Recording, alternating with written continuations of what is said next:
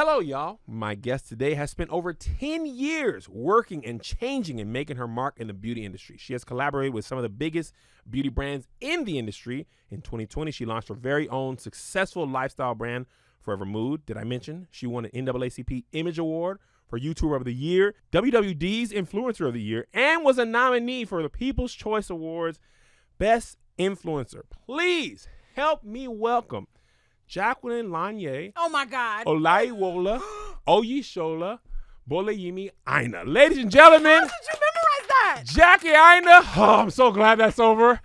I was working all night on pronouncing your name correctly. I had it looped over and over and practiced it. And then guess what? When I get married, it gets longer because I'm keeping Aina. And Aina's going to be a middle name. So then it'll be Aina Asamoah. Oh. That'll be a whole different train. By then I'll be trained. So first, before we begin, tell us about your name. I learned it, and it has so much meaning that really is impactful with how your life has turned out. So please explain the meaning. That's a very important thing because Nigerians take names very seriously. And so when a child is born, there's like a whole thing. There's like a naming ceremony, and the family gets together and decides like, what are we going to name this child, and what is the intention behind this name? So for example, my last name, Aina, in Yoruba is actually pronounced like more like Aino, and it means man born with an umbilical cord wrapped around his neck. Oh. Because that's quite literally probably like what was going on like when that happened. Got it. So my name, I'm very pleased to announce, all of my names literally translate to wealth. So I'm a virtue of wealth. I am surrounded by wealth.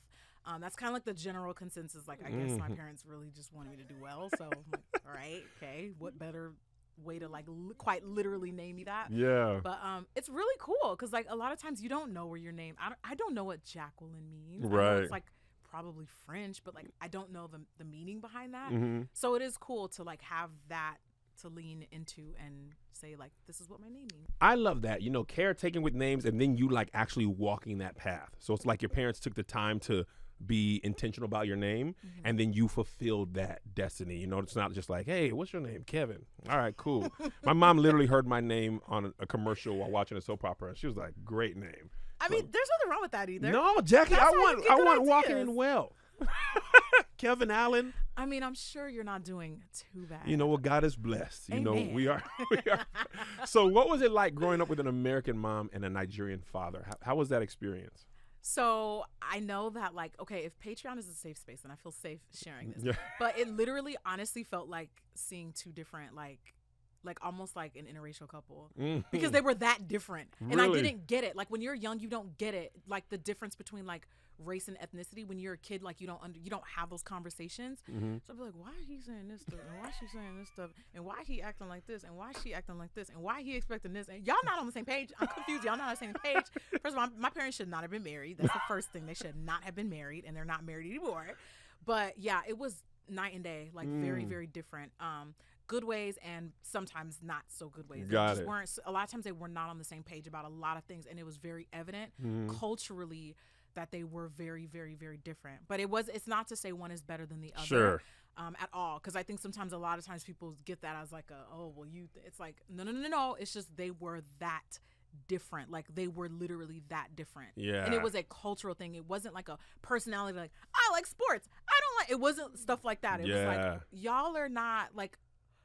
Oh, like core beings. Yeah. Exactly. It was very, very, very different. So you are one of 7 children, and you're the oldest. Yeah. How was that in your life? We need support groups. No. Eldest Nigerian daughters need support groups. Okay, why so? It's a lot. It's a lot of pressure. It's a lot of like, everybody's looking to you to set the path, be the example. Like, I'm not even just saying, like, I'm joking, but I'm almost kind of not joking. Like, It's a lot of pressure. It really is. You have to excel academically. You have to be the example for your siblings. You have to almost be sort of like a second mom. And, like, doing all of that in your adolescence is not easy. Right. You didn't. What's the age difference between you and your siblings? So, my youngest brother is 20. Wow. So y'all are right back to back. Yeah, kind of. So it's me, 34, my other sister, 33, my other brother, 29, my sister, I don't know. She's probably like 26 if I had to guess. My other sister, 24. My other brother just turned 21 this weekend, and then my youngest brother's 20. Wow. Yeah. So It's you a were lot to you keep were up with. raising Pretty much, yes. kids not that much younger than you. Yes. Like when I was in high school, they were toddlers. Wow. Not all of them, but Yeah, like my yeah. youngest, it's like, okay, I can't go out because mom's working, dad's working. I gotta babysit. Who gonna cook? I don't know how to cook. Here's the bologna. Okay, get the frying pan. I hate cooking. I hate cooking. Is that It why always you felt- don't have No, to- I don't like. And I think a part of it is kind of rebellious because Nigerian women are supposed to be like made in the kitchen. So for me, I'm just like, no, I don't like cooking. You cook. You hungry? Go open the fridge and make it your damn self. I don't like being. It feels. I know some people that comes to some people naturally, Yeah. but cooking feels like a chore. And you know what it is? It's because they would always make fun of me because I was not into it, and they'd be like, "Oh, you're useless."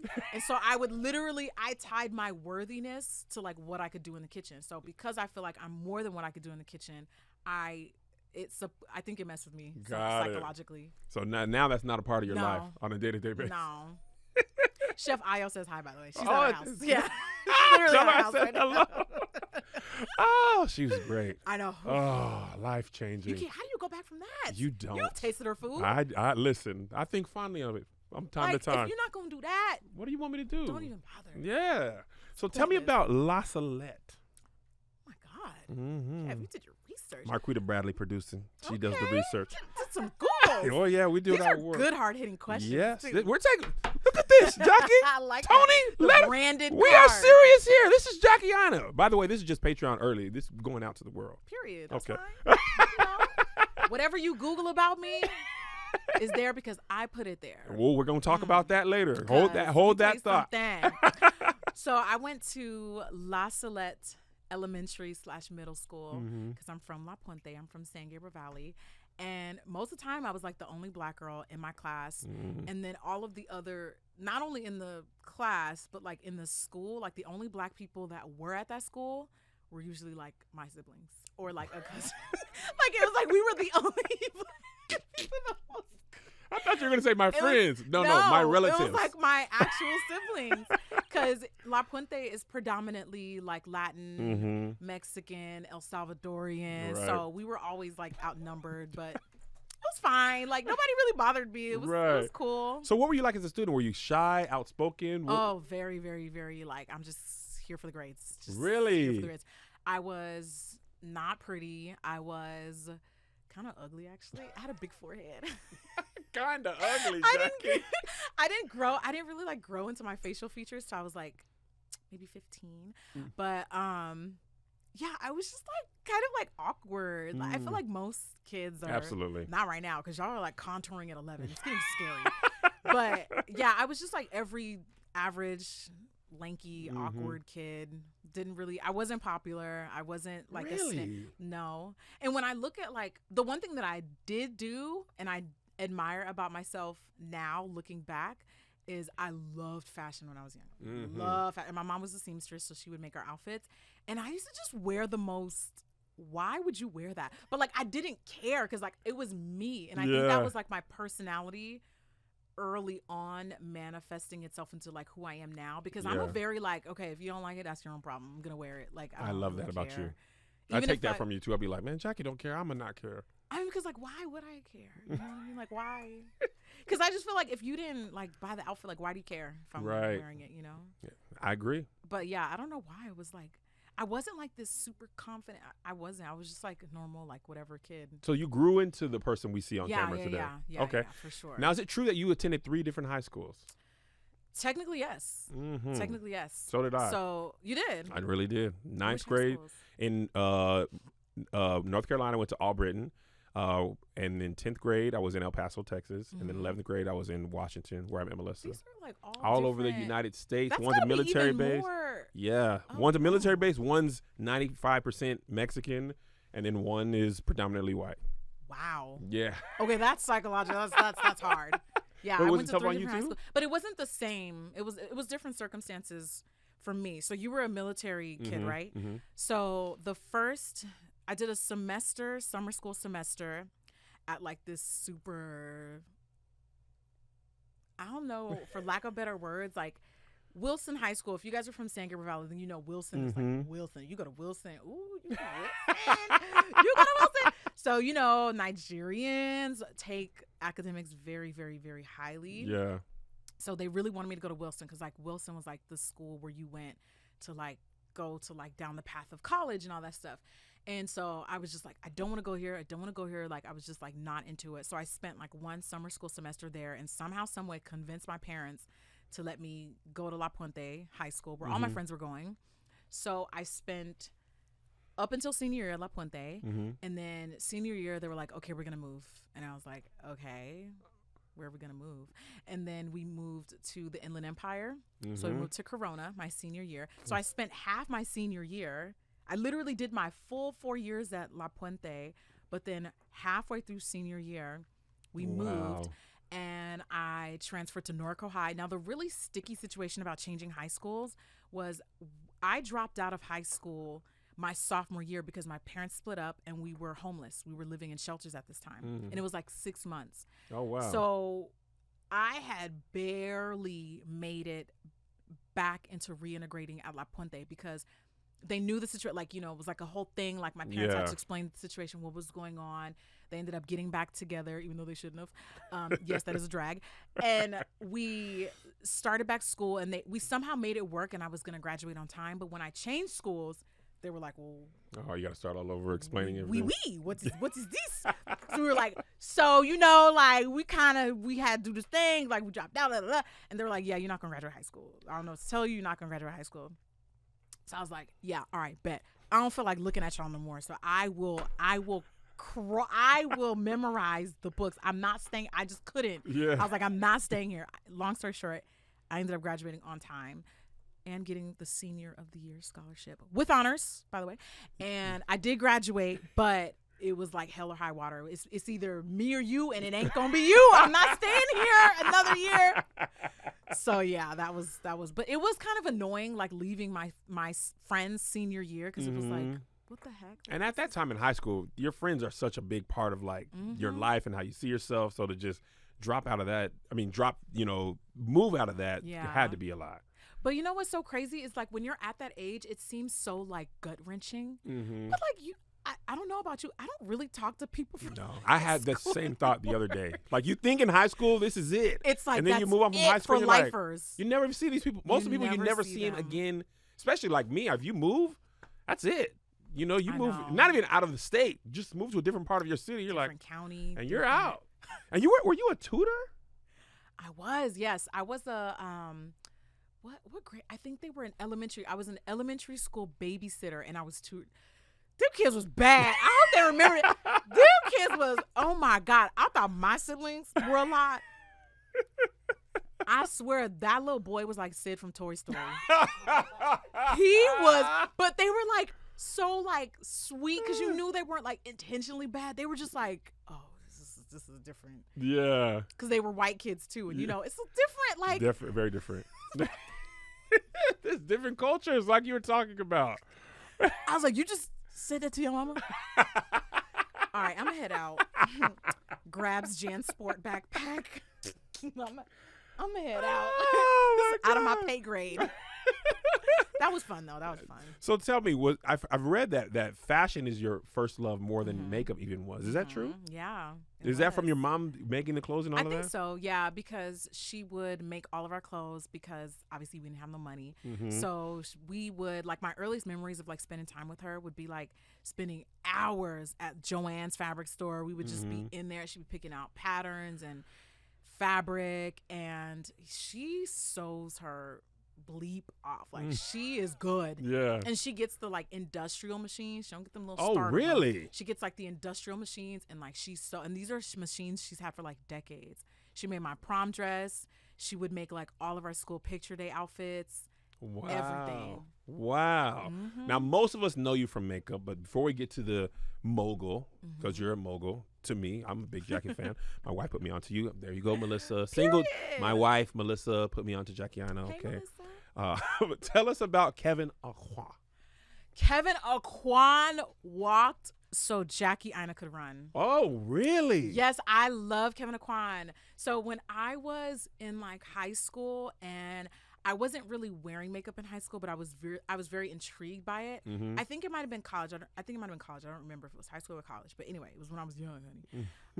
I couldn't afford to buy books. Like, he would make these makeup like pictorial books. So way before YouTube, it was like a thing where like a popular makeup artist like a Kevin Aquan, or context, by the way, for those of you guys that don't know who Kevin Aquan is, he is a celebrity makeup artist. He used to work with like Janet Jackson, all the 90s supermodels. Like, he was just like huge. Mm-hmm. But anyway, he had these books, and he would have like pictorials of how to do makeup. Whereas, now we have things like YouTube, a little more spoiled. Yeah. But back then, I couldn't afford these books, so I would go to like Barnes and Nobles, or I would go to like Borders, and I would just like read his books, and I'd be in there for hours, just like memorizing techniques, taking notes. Really? Mm-hmm. You was I couldn't take the books home. So that was a library, but no card. Well, what library was you? They was not gonna have no Kevin Aquan books in my local library. No, I'm saying you using Barnes and Nobles as a library. I would use it. Well, a lot of people did that back then. Yeah. You would see people like sitting on the floor reading books. Mm-hmm. I would do that, and when I was in high school, was such a nerd. I used to just, I'm not even exaggerating. I was going through like 4 books a week. Really? I swear to you. People would be like, why are you always reading books? I'm like, do you know what my home life is like? I don't understand. Leave me alone. It's traumatizing. So I would like lock myself in the closet and just read. Like, I used to just read every Harry Potter book. Please give me 2 days. Every single 2 one. days? Maybe 3 or 4. I'm that serious. Wow. Like, all those books. And if it was a series, even better, because then I could like binge read. Back then, right now we got Netflix, but back then, honey, I'm binge reading a book, baby. Give me them pages, honey. I used to love me some books. So yeah, it was nothing for me to go to a Barnes and Nobles, pull a book, sit in a corner, sit on the floor, be there for literally 2 hours, memorizing, reading. Mm-hmm. Wow. And did that lead you to Spectra as well? Spectra became Spectra is I guess you can say, like, before there was Reddit, there was Spectra. But Spectra was more about makeup only. It wasn't like generalized topics like Reddit is. So before I started my YouTube channel, I started being like a Spectra girl. And I love Spectra because it was like that community. Yeah. It was a forum. So, and a lot of people would go on Spectra to find tips on how to get hired to work for Mac. So that's why I joined, because I was like, I want to work for Mac too. Mm-hmm. And then I heard about what Spectra was, and it was like, oh, this is lit. Like, people are chatting, people are posting their looks. It was really fun. Want to take a quick break from the show to tell you that this podcast is sponsored by BetterHelp Online Therapy, okay? Look, we talk about BetterHelp a lot on the show, and this month we're discussing some of the stigmas around mental health. You know what's interesting? I actually do my therapy right here where I'm sitting. Usually I go to the office and do these ads, but today I just didn't feel like it. But when I'm at home on BetterHelp doing my online therapy once a week, I sit right here on my Zoom. Okay? So listen to me, man. Some people think you should wait until things are unbearable to go to therapy, but it isn't true. Therapy is a tool to utilize things before it gets worse. And maybe you can avoid those lows. Many people think therapy is for so-called crazy people, but therapy doesn't mean something's wrong with you. It means you recognize that all humans have emotions and we need to learn to control them, not avoid them. I go to therapy on Mondays. I sit right up in here, and even if I don't have the sky is falling in my life or things going wrong, we sit up here and talk, and I just feel better. I just feel good. Now, sometimes the sky is falling, and my therapist helps me with that as well. But then I just be like, yeah, let's talk about this. Or my real dad this, or the way I feel about this, or the fact that I got man boobs and the internet, whatever the case is. And sometimes we just chop it up, and I feel good. And I want you to have that same experience. So I want you to know that BetterHelp is a customized online therapy that offers video, phone, even live chat sessions with your therapist. So you don't have to see anyone on camera if you don't want to. It's much more affordable than in-person therapy, and you can be matched with a therapist in under 48 hours. Give it a try and see why over 2 million people have used BetterHelp online therapy. This podcast is sponsored by BetterHelp, and Coming to the Stage listeners get 10% off their first month at betterhelp.com/stage. That's BetterHelp.com/stage. All right? Go get some help. Get some BetterHelp. And now back to the show. So before you succeeded, you had to post one video. Mm-hmm. 2009, you post your first YouTube video. Yep. And you're not even talking in it. That was terrible. What? It was just like, who would even... It was just like, what? And my best friend told me it was terrible. She's like, why would I want to watch a video where I'm reading stuff? I'm like, okay, well, closed captions are a thing, but sure, fine. I'll talk a little bit. It's cool. Do I have to do this? She's like, yes. I was like, fine. I was not into it. Oh, what made you decide to try it? Because this is OG YouTube. Nobody is making a living off of this. This is like the very beginning of YouTube as a site. No careers are being made. Yeah. What did you see anything there, or you're just like bored? Bored, miserable, and bored. Miserable, honey. Really? I was living in Hawaii at the time. I was married, so I had I was looking for like that social interaction. Like was like, I'm just like thirsty for something. Yeah. So it was more like boredom, but then also I had the same reason why I create content now is very much what drove me to do it back then, and that I started realizing like the people that I'll be watching do makeup tutorials don't really look like me. So maybe I should just show, like kind of show people like how I do it. Because I wasn't really like, if you found somebody that looked like you, you'd have to either be really SEO search savvy or you were like tough luck, right? So I started realizing like, well, there's not like a lot of people who are like doing makeup like how I like to do it. Because I was like back then, whenever you would talk about beauty on darker complexions, not that I think this will age me, but in the comments, let me know if y'all know what I'm talking about. 10, 15 years ago, glam on black women was like not a thing. Right. It was always like, let me not be mean, but like I feel like they would always make you look like a hippie or something. Like when it came to makeup, like it was always like really minimal. They would always try to tell you, well, you don't need makeup. You don't need makeup. And I feel like they would say that because they didn't know how to do it. So whenever you saw a black woman in like beauty or in an ad campaign, it was always like they barely did anything to her. So, this is the rise of like when MAC was like really, really at its peak, right? And if you work for MAC or if you were a MAC stan like I was, that MAC look, that MAC makeup girl has a MAC look. Yeah. So this is right around the time that look started to get popular. Super sculpted brows, heavy makeup, a nude lip, all of the stuff that like never was really celebrated in media because, black women don't need makeup or whatever. Shut up. You're just saying that 'cause you don't have my colors. Okay, whatever. So that was when I was like, oh, like nobody on YouTube does this. Like where's the glam? Like where's the people who are packing on 3 layers of powder? Please. Where's my tribe? I just want to look unrecognizable, please.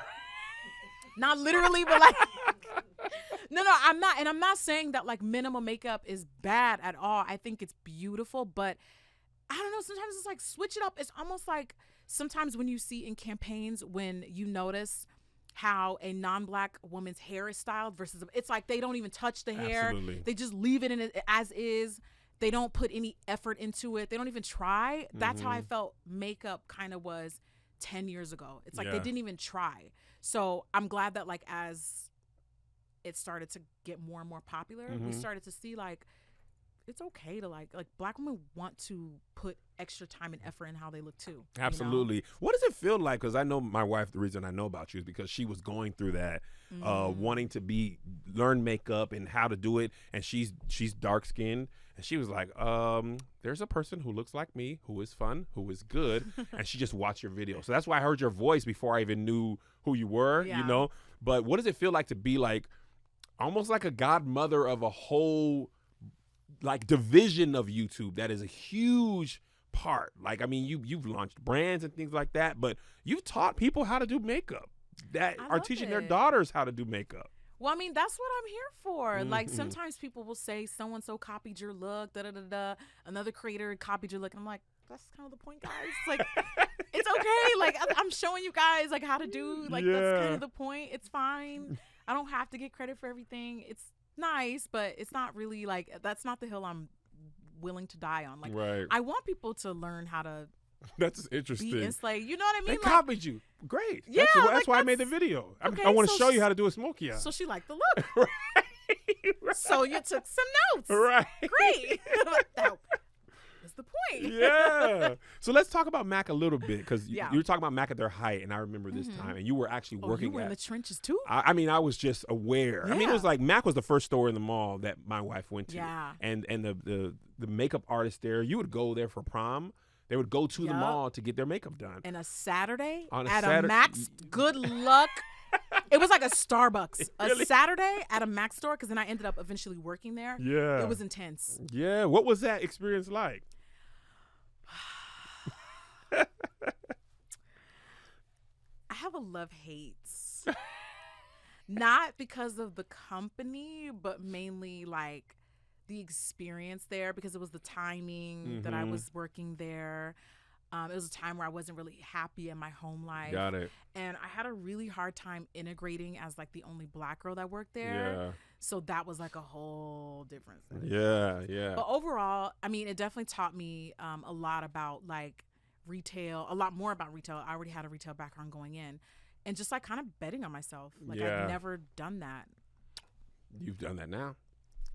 Yeah, but I had a little bit more practice. Yeah. But at that time, Yeah. Yeah. I was like, should I just go for it? Like, just go for it, you know? Yeah, I mean, that's crazy. Like, it's so interesting to see you now, and to think at some point you were just like, man, I don't know. Should I do Oh, this? yeah. And you had to like jump out there. Yeah. And I as was you really know, indecisive. yeah, when and I it was took younger. 5 years before you were making money. Like, Mhm. how did you push through like, okay, I'm gonna do this. I mean, obviously you probably don't know that you'll become Jackie Aina like mogul, but were you even thinking like that, or you just like, I want to keep doing this?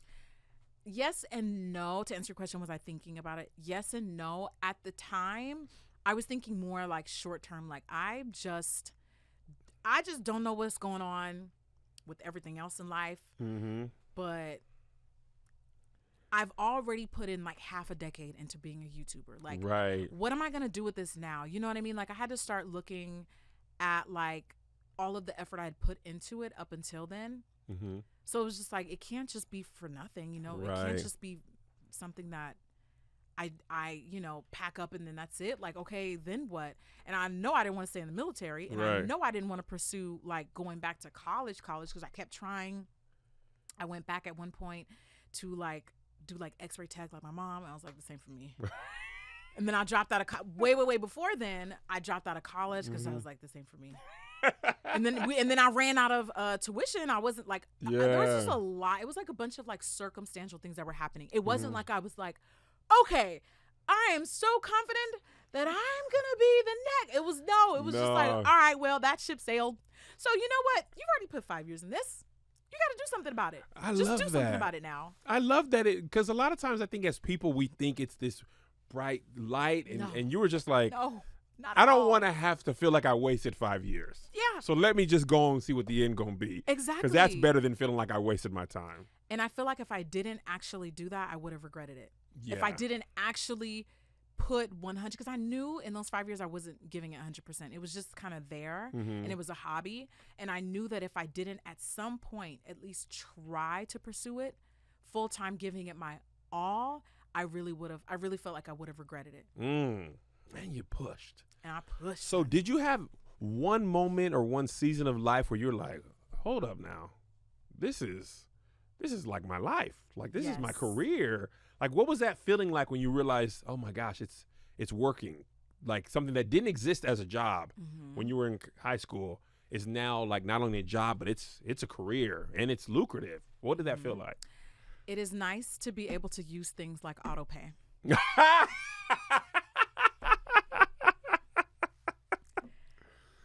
I can write a check and not check my balance first to make sure it don't bounce. I don't have to ask my parents for money. Right. Simple things. It's like the little things. Mm-hmm. Like T-Mobile, I got it. You can set up that auto pay. We good. We good. Steady influx of cash. We good. You good. You got it. You got it. That's Okay, the most Southern relatable California thing. Edison, you good. Why you sweating me? You know the money's there. Why are you sweating me for? The money is there. The check cleared. That for me was like, wow, like that was like a luxury to me. Really? Being able to automate stuff like that. I could never do that before. Trust me, I remember large years of my life. You can't take that out.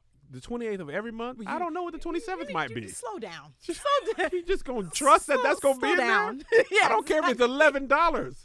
I might not have that at that. Let me move some things around. Can I eat? Like, I was gonna go to Trader Joe's Right. until you started sweating me.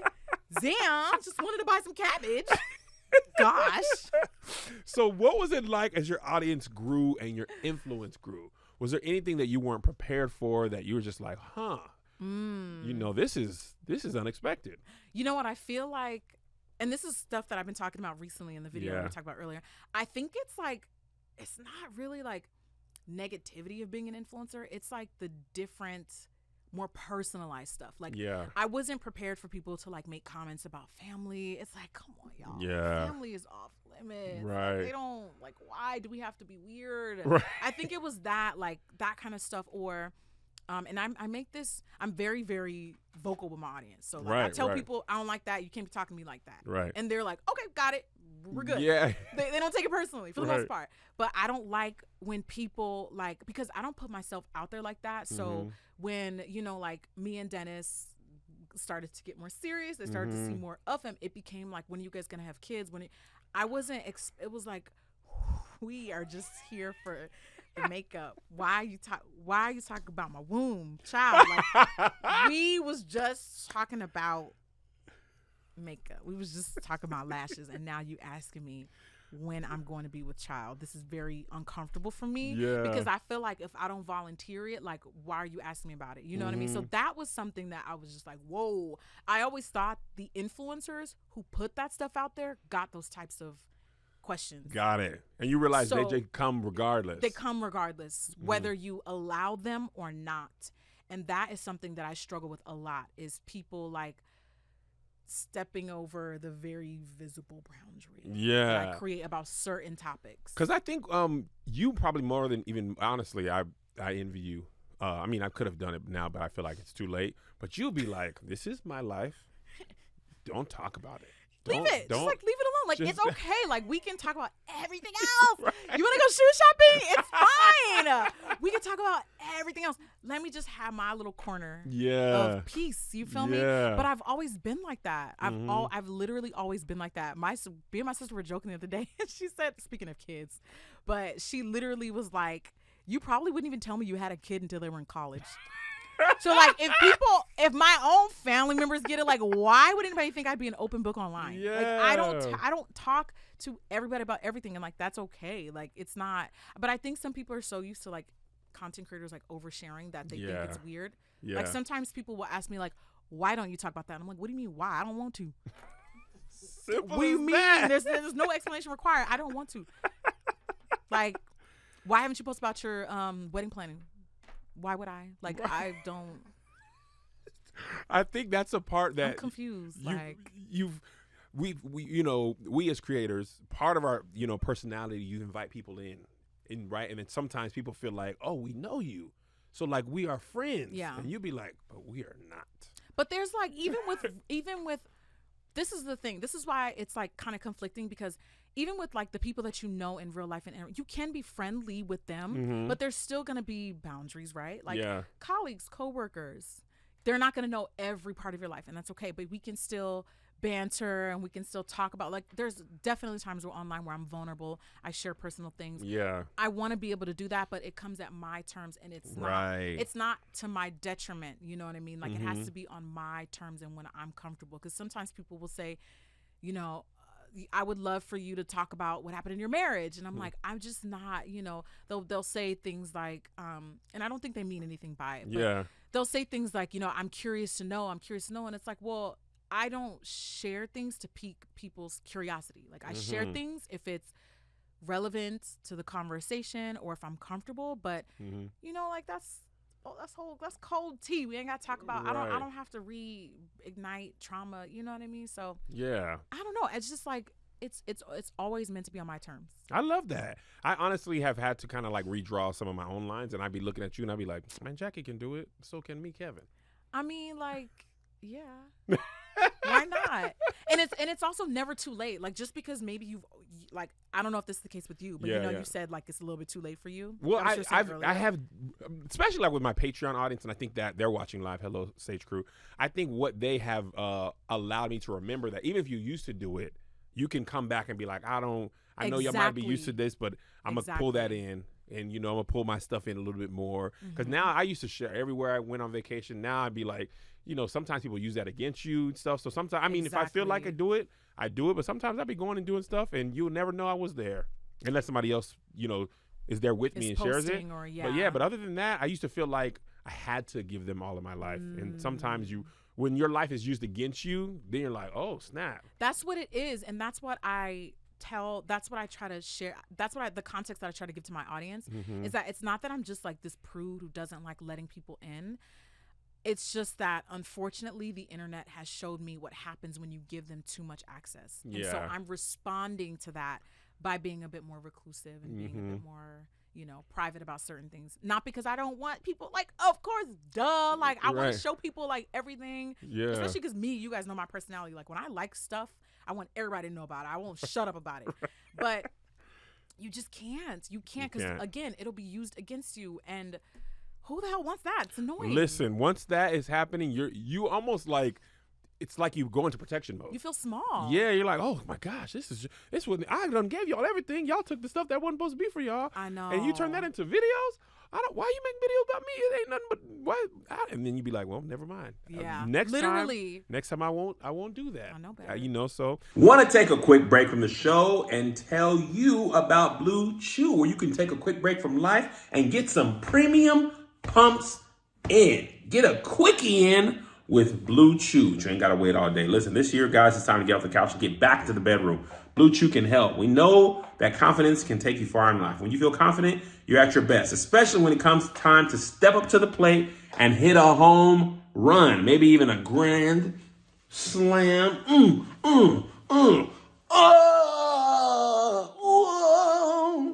That's where Blue Chew comes in. Blue Chew is a unique online service that delivers the same active ingredients as Viagra and Cialis, but in a chewable tablet and at a fraction of the cost. You can take them anytime, day or night, so you can plan ahead or be ready whenever opportunity arises. Yeah! Today, I'm kind of tired. I worked out. I hiked for 4.5 miles. And, me and my wife, things are looking good. Been walking by, been grazing her booty. She hasn't said stop. So I'm setting up for later, but I need a little help tonight because I'm a little tired. Look at my eyes. I sleepy boy Kev. So I'm going to pop me a Blue Chew about a little bit before time. We're going to take a shower. And by the time the water gets warm, so will my peen. All right? Now listen, if you could benefit from extra confidence when it's time to perform, Blue Chew can help. And we've got a special deal for our listeners. Try Blue Chew free when you use the promo code STAGE at checkout. Just pay $5 shipping. That's BlueChew.com, promo code STAGE to receive your first month free. Visit BlueChew.com for more details and important safety information. And we thank Blue Chew for sponsoring the podcast. And now back to the show. But that actually brought me to another question. Mm-hmm. What's something about you that is often misunderstood? Well, there's a lot. But to be honest with you, at this point, nothing worth defending. Stand 10 toes in it, Jackie. Because at this point, like, if you don't know what time it is, that's your own problem, not mine. That's 10 toes down right there. Like, I'm sorry, but like, I've been laying the groundwork. This is now year 12. So I feel like I've proven myself. Mm-hmm. And at this point, like, if you're not, if it doesn't click for you, then it never will. And that's okay, because I'm not for everybody. I love that. But also, like, in Hermes Birkin, they're not for everybody either. Come on. I didn't even know Hermes made Birkins. That's how you much I don't know stuff. I thought there was two different people. That's one group. Well, technically they are. Jane Birkin. Oh. A model. Really? She was a model. I think she was a singer. Sorry. I think she was a singer. Hermes is the brand. Got it. I know Hermes makes horse bridles that are luxury because Beyonce, it's like horse bridles? Yeah, like, stuff that you ride horses with and you. Oh yeah, riding gear and stuff. They make equestrian stuff. Yeah, they Beyonce was wearing it. I didn't even know. Drip, honey. When the horse is in Hermes, I said, I didn't even know y'all did that. The horse like, boy, what you think this is? I'm Beyonce's horse. What you think I'm finna be in Target Goodfellow horse stuff? It's Hermes, boy. I'm dead. $1 billion horse. You better ask about me. So let's move forward hilarious. to Forever Mood. My right? favorite thing in the world. When you were like pre-announcing, right? You were like, I'm gonna be doing something. Mm-hmm. Me and Melissa were like betting. Everybody fashion, was. Everybody was. Jewelry. You know what I mean? Because I knew you were taking a pivot. I knew it was Mm-hmm. gonna be. It was. You've done palettes. You've done that. Like I was like, she's taking a pivot somewhere. When you announced Forever, I was on the pre-list. I signed up for the emails. That was crazy. I'm on the subscription list. But what was You guys are on the Candle Club. What? Can you let me gift you stuff, please? Yes, I will take some Okay, gifts, cool. but I'm gonna stay on the Candle Club. Did you get sweater weather yet? I got everything. Everything comes quarterly. I open it up. It's in my office. I be burning 4 at a time. I like to mix them. Real support. When you mix them, That's the point. it's like a new smell. That's the point. Especially during the last Christmas. Oh, honey. Jackie, we about burned the house down with Forever. We had them things going Now back don't to do back that. to back. Don't do that. But it's gonna be a great smelling fire. Like, what is, They were like, what chance have you from Forever Mood? So what made you take the business, because it's an investment first, Yeah, right? So what made you wow. decide I'm going to go into this arena? So it didn't really feel okay. So publicly, yeah, like outward facing, it feels like a pivot. Mm-hmm. But for me, it doesn't, because I've always loved candles, and people know that I always love candles. Mm-hmm. And so I think that for me, what makes me excited about starting a business is like, if I know that I'm filling a void, then that's what gets me out of bed, is like doing something that nobody else is doing, right? Mm-hmm. So every candle lover knows that candles are expensive. It's a bit of a luxury, right? Mm-hmm. But I also felt like, well, does it have to be that expensive? You know what I mean? In order for it to be like a really good, substantial candle, I don't feel like I have to spend $200. Right. Blank and Right. period. Because the way that I burn stuff, that's going to be gone in a week. So I'm thinking like, how can we bring this down a little bit without bringing it down so low that it looks and feels mass produced, right? Mm-hmm, Nothing wrong with mass produced either, because I love, I'm not gonna name drop, but the people that are like, Jackie's too bougie for so and so, I'm like, no, I'm not. No, I'm not. I am not. A product is a product, honey. But I wanted something that was like in the middle, and I felt like there was no like current on trend candle brand that appealed to people who look like me, because I feel like, and you probably know this, and I'm sure Melissa, wifey, probably knows this too, but, and all of you guys in the comments, a lot of times wellness, right now more than ever, Black women are hardly ever centered in conversations about wellness. They always talking about save the election. How about, can I just do a face mask? Like, they always talking about Black women are going to save the world. Not this one. What the hell you want me to do about that? I'm out of solutions for you, sweetie. I can barely save my own life. I'm hanging on by a thread. Like, what the hell am I supposed to do for you? So I felt like, you know what? We just need to tone it down and start teaching the girls how to relax and unwind and unplug, because y'all always talking about Black women superheroes. No. Am I lying though? No, not only you're not, it's so true. No, because they're always talking about what Black women are going to do. Black women are going to fix. Black women, how about you fix it? The reason I'm laughing so hard is the visual of them be like, come out and march, and Jackie's that's like, how I just put they the talk mask about on. us. I've smoothed it out. I got a candle going. Don't we have a curfew?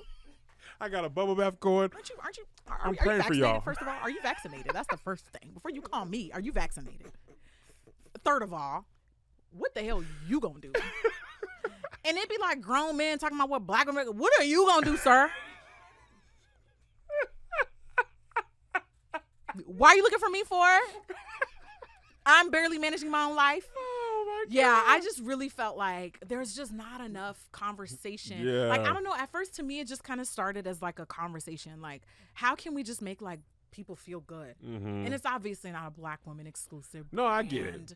But I just wanted Black women to be like forward facing, like outward facing. I wanted the visuals to represent people who like look like me. So that's like the overlying message. But it really is just like about feeling good. That's why it's called Forever Mood. It's a vibe. It's a mood. It's an aesthetic, you know? Yeah. And I love the names of the candles. The names are the best part. That is the quintessential Jackie touch. It is. I feel like that's, even if they gave somebody the same idea, that part, I know. that's Jackie. They're meant to be funny. That's the thing. Like, everything is either super bougie, like hand me my caviar and my candles, or it's like, okay, let me not, because people, like right. And you're right in the middle. I'm like right in the middle. Yeah. It's like right in the middle. It's a little bit more trendy. It's a little bit more fun. It's flirty. It's funny. A little bit hood. Pretty to look at. Aesthetically great pleasing. packaging. Matches the decor of your home. Like, I just want something like fun and flirty and pretty. What was it like to start that business, have success with your own audience directly, and then within no time it felt like in Sephora? Yeah, it did feel relatively pretty fast because we launched last August 2020. Wow. And then because it was a birthday launch. Sephora Sephora has been, they've been eating, they've been trying to do something with me for years. Really? Yes. So when we told them that we were launching the candle brand, they were like, okay, come on, let's get it, let's see. Then, but we actually launched first, and then they came back to us, and they were like, we ready when you are. Like, let's do it. Really? Let's do it. But then we were like, we have like 5 employees. Like, what is there do? Like, we just lines, like, pump the brakes. Because it's a lot. Like, so for you get into a retailer, they're ordering like tens of thousands of product. Yeah. Because they wanted it in all their stores in the U.S. and then in Canada. So we were like, okay, well, we're not quite ready yet because we still do operate at a small business. Also, misconception. I don't make any money from my brand right now. It all goes back into the brand. So Jackie, let's pause right here. I cannot quit my day job just yet. It's year 2 in operation. So, because a lot of people think like, oh, you got the success and da-da-da-da. I can't quit my day job. Wow. We just started. Like, we just got started. And that's the thing about business is, good business, even if it's going well, you got to take that and reinvest it. We reinvest to scale, because you got a warehouse, you got employees, you got product, got candle wax, wicks. Yep. You're introducing new candles. Like, I ain't gonna hold you. I was like, whoo, Jackie probably doing okay. No, you know what? And this is another misconception. I am the co-founder of Forever Mood. A lot of times, because I'm the face of the brand, so I don't mind it. Dennis, my fiance, likes being behind the scenes. When I tell you I didn't lift a finger to start this brand, I said that's what I want. And he did it. Really? He did it. Dennis is my Found guy. the factory, found the suppliers, did everything all the way down to like who was going to manage the website, who was going to manufacture, who was going to ship, who was going to package, where the packaging was going to come from, how to get the packaging at the cheapest price. We still working on that one. Right. But he did everything. We are a co-founder teamwork in the truest sense of the word. He don't really ask for credit though, because he doesn't really care. But like, I think people think that I'm literally the one packing the candle. Right. I'm not. Well, from your earlier comments about the election, nothing about you saying I'm about to put this in here and throw that frilly stuff in there. Like, I've done it before, just to say that I've tried it. But yeah, I want to say I did it. I want to try it out. But like, we have a team, we have a manufacturing partner, all of which Dennis, our co-founder, works extremely hard to maintain, because it's not as easy as it looks. People think on social media, so entrepreneurship looks easy. It's not. I wish people knew how hard it was. Like, it's not as easy. It's just like, I want to get into that. I'll do it. Right. Like, that stuff costs money. Who is your audience? Is your audience going to be into that? Mm-hmm. Do you have enough ideas to sustain that brand for years and years and years, or is it just a one-off idea? Right. Is that one-off idea a collab, or is it a brand? Yeah. There's a difference. So you got to answer all these questions prior to doing it. You have to answer all those. And mind you, this is coming from somebody who's never had a brand before. Right. But I just had to be like, well, I mean, after the first launch, then what? Like, you have to figure that out. Because if you just go off of like temporary hype, and I was vlogging about this earlier today, because sometimes, like, I joke about this with my followers too, but like, every time I say I like somebody, or every time I say I like something, they be like, start your own. I'd be like, girl, if y'all know I'm Martha Stewart, right? It ain't that easy. Right. Sometimes I just want to buy cute stuff. Right. I don't want to start my own version of it. That's a lot of work. You just need socks, and man. I just need new leggings. I don't want my own. Not right now. Maybe 10 years. I don't know. I love that you're not everything. I don't want to do the heavy lift on everything. I don't, because it is a lot of heavy lifting. Especially when you do it yourself, because we self-funded our brand. So no investors. No investors. Wow. None. Man. When we say black owned, we mean black AF owned. That's Black-owned in the amazing. truest sense of the world. That's in the truest sense of the word. That's amazing. So before we close, I got two more things I want to talk to you about. Yes, let's do it. One, lavishly Jackie. Yes. Tell me about lavishly Jackie and the white sheets and the luxury experience. Unleash your inner bougie with lavishly Jackie. I started a separate platform called Lavishly because it was kind of a way to like embrace the newness of success, because it's still relatively new for me, and I think a lot of people don't know that. And when you've been on social media for so long, people are not always open to change. Right. So, and we were talking about this in my most recent video. Yep. About how a lot of times Black women, they become successful, they're perceived as like unrelatable and this and this and that, and there's so many stigmas that come with that. So I was like, how can I unleash my inner bougie without turning off my audience completely? Because I know there's an audience. Who likes Egyptian cotton sheets and Chanel unboxings. Where they at? I know they're out there. They may be a little timid on the Jackie Aina platform, because that's not what we're giving on Jackie Aina. We're kind of giving high and low. We're doing a little bit of everything, right? So it's like, you don't want to scare your audience. So this is another, for anybody listening that is a content creator, this is how you decide whether to separate your platforms and you have new ideas and stuff, or whether to include it all in one. I decided to separate and create Lavishly because I also wanted to let people in on things that I like outside of beauty. So I wanted it to be like lifestyle, home decor, fragrance, stuff like that. Like everything that doesn't pertain to beauty, makeup, and fashion lives on Lavishly Jackie. And it's so much fun because people are like, oh my God, like I've been waiting for this type of content from you. And I'm excited to create content again, because makeup, it's like, I mean, there's only so much you can talk about when it comes to makeup and beauty. It gets like, okay, this feels a little redundant now. Have you guys like checking in, guys? Are we still learning? Right. You want another contour tutorial? Like, no, we get it. We know how to do that now. What's next? I'm like, I don't know what's next. We've already done everything. It's been 12 years. I'm sorry. I'm just trying.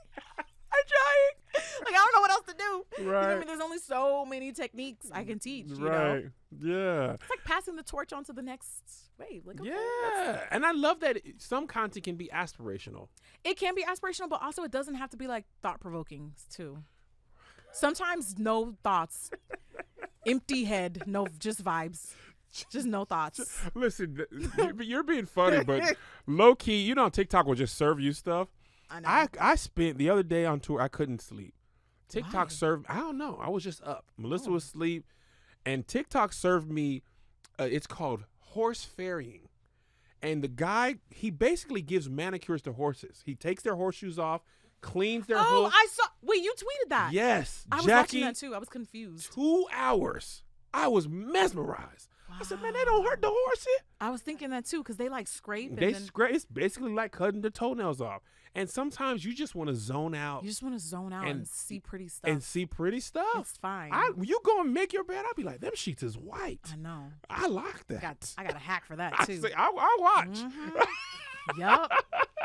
Yeah, like it's just fun. Like it's just fun. It doesn't always. You don't have to always say the world. It doesn't have to be a think piece. I just want to see a nice bedroom and be like, that is nice. And there may be a little message in there sometimes, you know, because I like to do the voiceover. It's soothing. Yeah, it's like, it's just aesthetic, relaxing, you know. There's a creator on TikTok. His name is Old Time Hockey. He's a white dude from Canada. And he just loves old-timey stuff. He has like an old TV, watch old movies. He'll make macaroni. I love that. He's watching Dumb and Dumber. In a little cabin. Come on, vintage. I mean, it's just vintage. Take it back. Sometimes your mind you know that like 10-minute when you get home, before you go in the house? Yeah. You just want to be like, because I know when I go, I got to feed the dog. I got to do the dishes. That too. That's sometimes all you need is 10 minutes of just, okay, now let me go on. And you're creating that. I'm trying to. Before we close, I have one last question before 10 more questions. Oh. A recent tweet, you said, have you ever been really proud of something? Yes. What's something that you're really proud of? Something that I'm really proud of, honestly, I got to say for my sanity. Because, like, I put up with a lot that I shouldn't have to. And I think people don't realize how much mental and emotional work it takes to just keep going. Saw that. It's fine. Gonna keep going. I heard that. Fine, I'm gonna keep going. I'm great. I'm proud of that. Like, yeah, absolutely. that takes a conscious effort, and it's not easy. I love that. Okay. Yeah. Last 10. These are very quick. Kev's top 10. Are these like a fire? These like are fire okay, off. rapid Yeah, fire. yeah. Okay. We ask every guest these 10 questions. All we ask is for your honesty. Oh, First, who's your favorite person? me. Okay. Dennis, you too. I love you. Sorry. I am my favorite person. Why shouldn't I You be? should be. What's one of your happiest moments? Working with Naomi Oh. Campbell. No, I love her. No, I literally live for her. Like, I love her. That the memes that you created from that, it was great. And I love you didn't. I just saw it. I was like, I know, cool, because I can talk about it. I know. Until it came out. But you see that thumbnail? Yeah, it was. You're it was like, good. hold It on. was good. Yeah, she's sweet. I love her. Amazing. You deserve to be there. Thank you. What's one of your saddest moments? Wouldn't tell ya publicly, because that- you know what? You gonna use my trauma against me. That No, might have lined never. up with this whole interview more than anything. Never let people see me sweat. I Saddest love it. moment was I tried to buy these mock and mock shoes and they were out of stock. I was devastated. The trauma. Never again. I will check Saks. I will be there on pre-order day. That was pretty devastating. Traumatizing. It was traumatizing. Grits, sugar, or salt and pepper.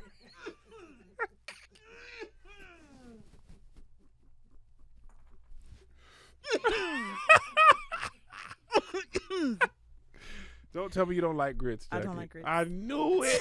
I knew you were going to say It's actually like one of my least favorite foods. Really? It's a texture thing. Oh, yeah. It's like the mushy, like the. Yes. My son don't like grits, and I try. side-eye him. I give everything a chance. But try. Okay. But I don't like anything. To be fair, I don't like anything. Fair. Like at all. As long as you don't like Very salt. picky. It's okay if you don't like sugar. But if I did like grits, I'm not going to lie, I would, and I'm going to look you dead in the eye. I'm going to tell you I would choose salt because I'm a salty girl over sweet. So that's the. Why could you just leave it when you didn't like them? Because I don't like sweet. Dennis would say sugar. Oh, He there we would go. say sugar. So That's good. will you accept that answer on my I will behalf? accept it. Okay, thank I you. will. I'm going to text him after this. Sweet potato pie or pumpkin pie? I hate pie. Hate pie? You hate pie?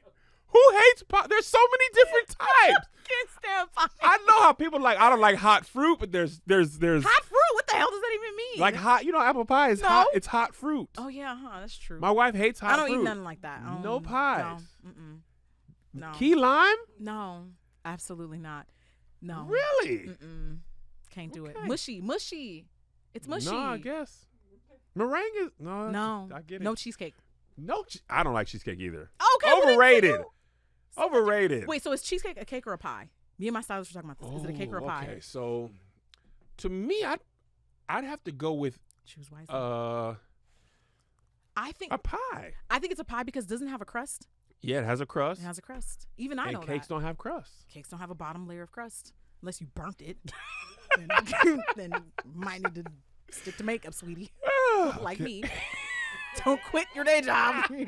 You burning a cake, girl. Come on, if you can burn a cake, I can at least make a cake, girl. Anita Child. Baker or Patti LaBelle? Oh my God, how could you do this? Everybody's been choosing. They don't even think about it. They don't even think about They it. don't feel no way about it. I was like, huh. Is there a more popular answer? No. Okay, so. No, I can't do that. That's like a crime against humanity. No, they're both like aunties. I can't do that. You can do that. You can say no. That can be honest. No. Saying you. That's fine. That's fine. Terrible. I'm sorry, Jackie. I'll never do it again. Never. I can't do that. Favorite black saying? You got McDonald's money. No, you know what? I don't know why. Why did we, as a black society, stop saying "There go your cousin"? Whenever Oh. somebody walk by, "There go your cousin," There go your- for literally no reason. There's Literally, that's your boy. that's your boy. Hey, go get your boy. Me and Melissa, that's one of our favorite things. There go your boy right There there. go your Stop. boy. That ain't my boy. That's your girl right there. That's Oh, your wait, girl. can I tell you something? Can I tell you a story? So we used to do that when we were kids. We used to do this when we were kids. But my mom would be like, "There go Jackie boyfriend." And one time my dad got so mad. He didn't get it because he's not from here. He didn't know. He was like, why you keep saying that? He got so mad. Oh my God. Like, we was just playing.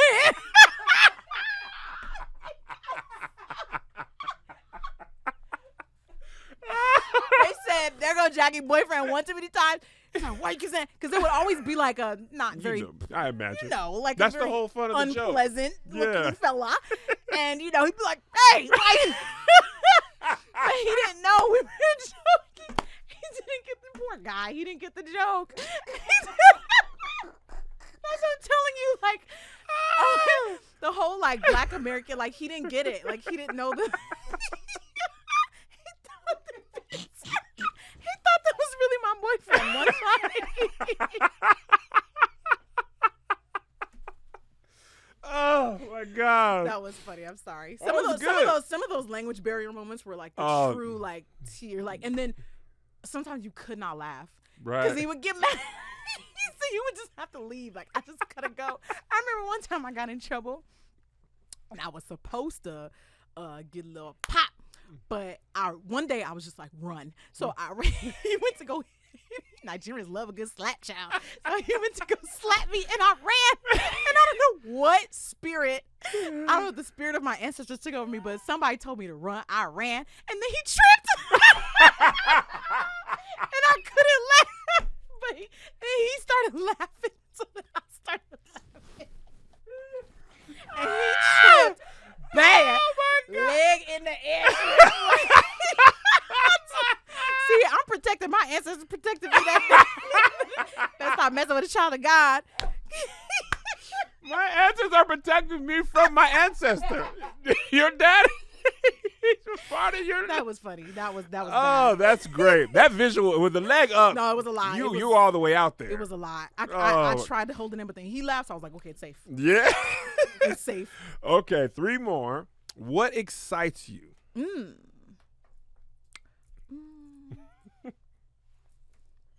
There's like a lot of stuff that excites me. Okay. I like making people like laugh, I guess. Yeah, that's We've been exciting. having a great time. Yeah, I know, right? Yeah, hilarious. Your captions are really funny, by the way. I have like a roster of. I have a note.